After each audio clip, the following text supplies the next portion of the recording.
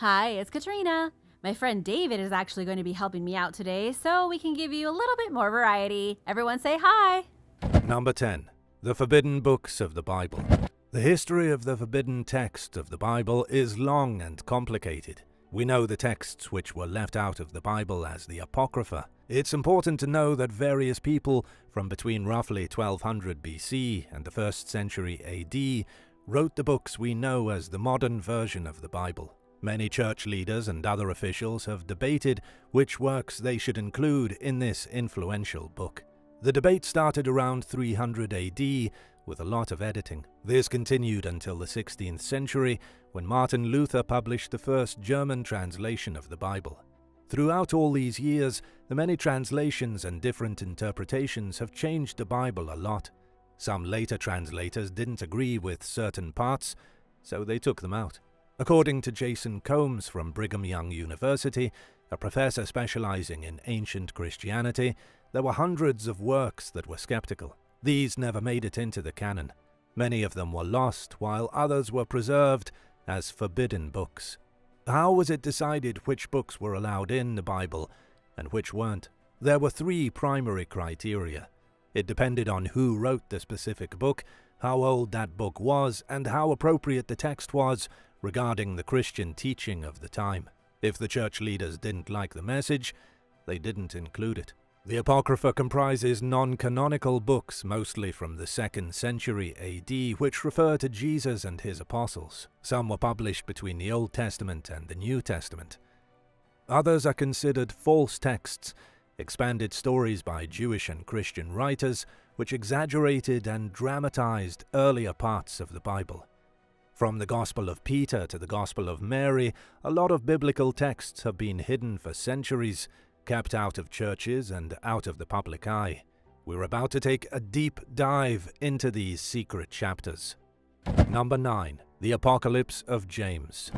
The Apocalypse of James, divided into 2 books, was rejected when the great Emperor Constantine of the Roman Empire first standardized the Christian religion between 306 and 337 AD. It was Constantine who instructed the bishops to take all available Christian writings in circulation and compress them into the New Testament. That's about 330 years of writing. Constantine had this New Testament presented to the world in the year 367 AD by Athanasius, Bishop of Alexandria. Many people claimed God had touched the bishop and that he would have published nothing not under the sacred word of God. In the New Testament, the Apocalypse of James was not included. Officials outlawed the books, but fragments of them have been circulating for nearly 2,000 years.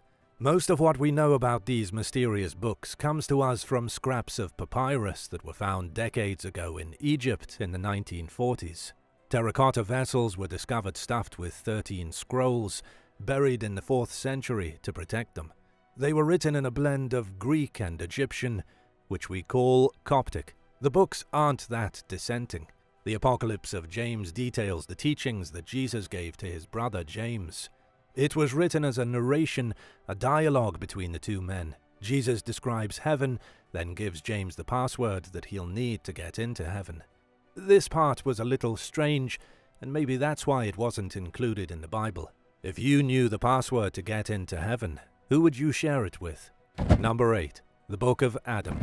The Book of Adam is another version of the story that appears in Genesis of the conflict involving Adam, Eve, and Satan. Nobody knows which version of this story is correct, only that the version most of us know is in Genesis, and the story from the Book of Adam was thrown out. It's called the conflict of Adam and Eve with Satan, and it was written in the 6th century.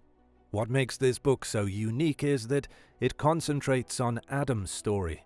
The serpent tries to kill Adam and Eve, but God foils him. He then casts the evil serpent into India. Satan also appears and tries to deceive and murder Adam and Eve, but each time God saves them. The book also goes into detail about Adam's life outside the garden and how sad and helpless he was. This version also gets into the children of Adam and Eve. It talks about how the sons of God are Seth's sons, Seth being Adam and Eve's 3rd child. It also talks about the Cainites who descended from Cain, the first murderer in the world. This is the book that also talks about the mysterious Nephilim, a race of giants who the flood wiped out. How tall is the tallest person you know? Number 7. Gospel of Thomas. The Gospel of Thomas was discovered at the Nag Hammadi Library in Egypt in 1945, along with the scraps from the Apocalypse of James, lost copies of the Gospel of Philip, and lost copies of the Gospel of Truth. Historians speculate all these religious texts were buried here immediately after the Bishop of Alexandria announced the final version of the New Testament. Realizing that these writings were being axed from the Bible, somebody, under someone's orders, hid the few scripts they could get their hands on at Nag Hammadi. The Gospel of Thomas was probably written between 60 and 250 AD. It contains sayings of Jesus with no information about the deeds of his life, which differ from the other Gospels. There are 114 of these sayings inside the Gospel of Thomas, with the introduction at the beginning saying, "These are the hidden words that Jesus Christ spoke, and Didymus Judas Thomas wrote down." Modern scholars don't believe the Apostle Thomas wrote this document and say some other unknown person probably authored it. The first saying is, "Whoever finds the interpretation of these sayings will not experience death." Why do you think the Gospel of Thomas was left out of the Bible? Number 6. The Sibylline Oracles.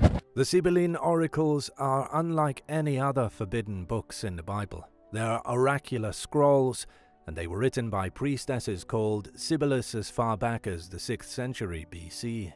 A fire destroyed most of them in 83 BC, and then burned once and for all under the orders of the Romans around 365 AD. This collection would never make it into the Bible. There was no way on earth it would be allowed to happen, but they're still worth noting just because of how important they were once. The Sibylline Oracles were essentially the same things as the Gospels. They were a collection of stories and predictions involving the known world, mostly Rome and Assyria. But what's exciting is that the Sibylline Oracles told almost identical stories as the Garden of Eden, the Great Flood and Noah's Ark, and the Tower of Babel. And this was written centuries before the books that made it into the Bible. The stories from this pagan text are similar to the stories in the Bible. At least, the big stories are related. It goes to show that the biggest and most influential stories in history are more or less edited copies of one another. Why do you think women writers were excluded from the Bible? Share your thoughts in the comments. Make sure you subscribe to the channel so you don't miss out on more exciting videos. Number 5. The First Book of Enoch. The First Book of Enoch is considered an apocryphal work. This means not included in any scriptural canon.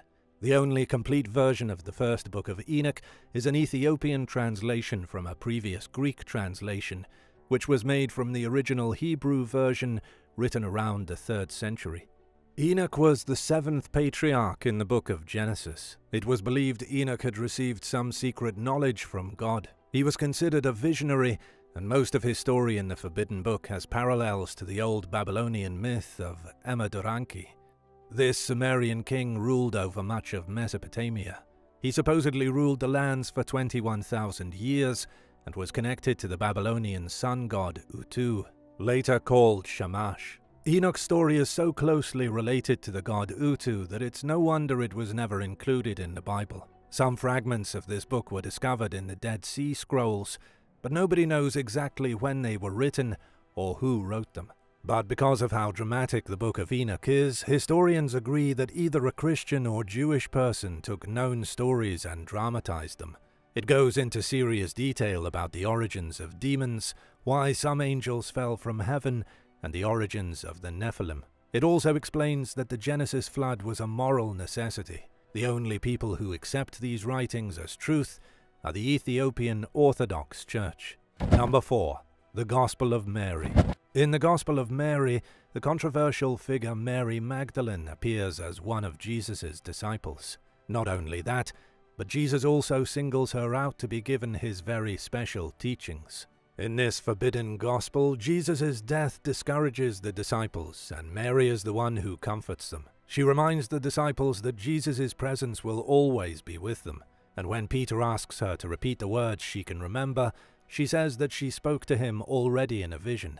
Then she reveals the gospel, the words of Jesus. This was borderline blasphemy in the days when the New Testament was being put together.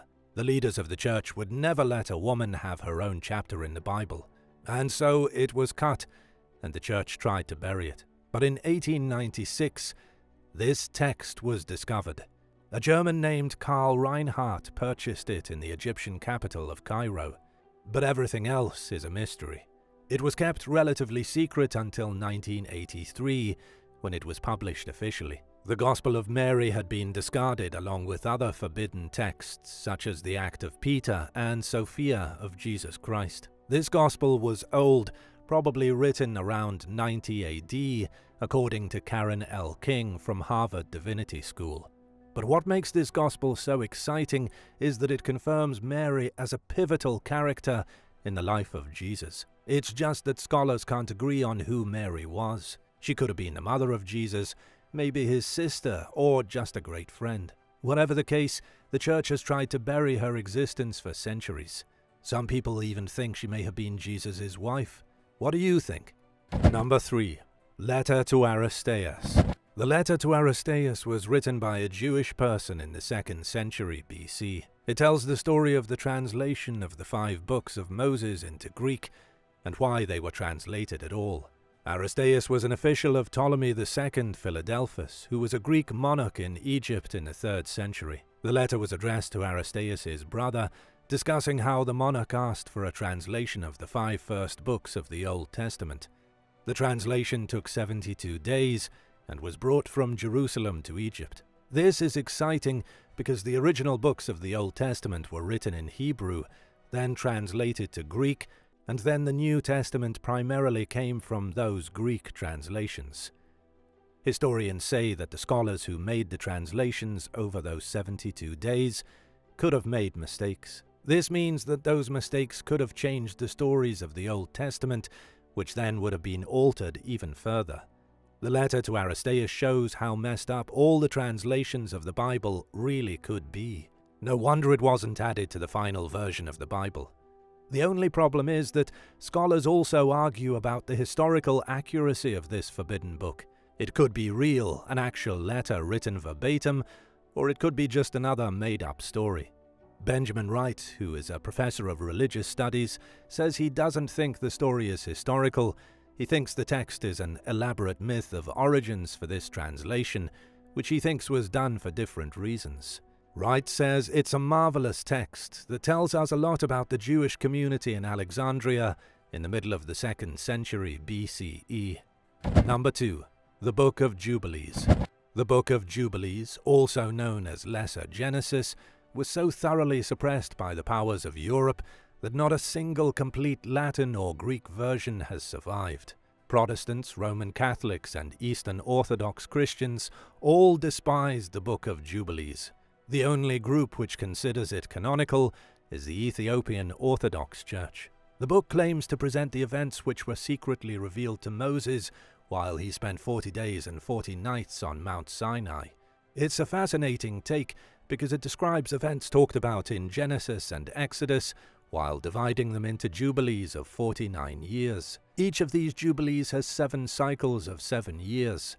This is the Jubilee calendar, the Jewish calendar that marks religious festivals and holy days and sets the Jews apart from their neighbors while emphasizing the message of the Old Testament. The Hasmoneans immediately accepted the Book of Jubilees. It also became popular with early Christians. The Book of Jubilees helped divide certain religious sects. It became one of the key influences on the formation of Islam. It said God's words were written on celestial tablets, and then an angel revealed these words to the prophet Moses. The biblical figures are all depicted as prophets, and this was a huge divider between early Christians and early Muslims. Number 1. The Apocalypse of Paul.